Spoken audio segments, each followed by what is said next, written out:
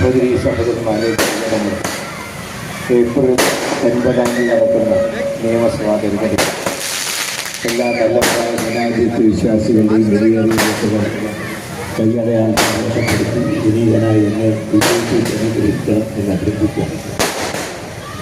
കേരളത്തെ സംബന്ധിച്ച് കേരളത്തിലെ ജനങ്ങൾക്ക് മാറ്റം ആഗ്രഹിക്കുന്നു. കഴിഞ്ഞ 10 വർഷത്തെ ദുർഭരണം അവസാനിപ്പിച്ച് ഒരു നല്ല നാളേക്ക് വേണ്ടിയാണ് UDF ജനങ്ങളോട് വോട്ട് അഭ്യർത്ഥിക്കുന്നത്. നമ്മുടെ നിയോജകമണ്ഡലത്തിൽ നമ്മുടെ നാടിൻ്റെയും നന്മയാണ് UDFിൻ്റെ ലക്ഷ്യം. നിങ്ങൾക്കറിയാം, 8 വർഷം MLA ആയിരുന്ന സന്ദർഭം ഈ നിയോജകമണ്ഡലത്തിൽ വേണ്ടി ചെയ്ത കാര്യങ്ങൾ നിങ്ങൾ ഇന്നും ഓർക്കുന്നു. ഇവിടുത്തെ നഗരസഭാ റൂമുകൾ സംസ്ഥാന ഫണ്ട് ഉപയോഗിച്ച് നവീകരിച്ചത്, രണ്ടാമത്തെ മെഡിക്കൽ കോളേജ്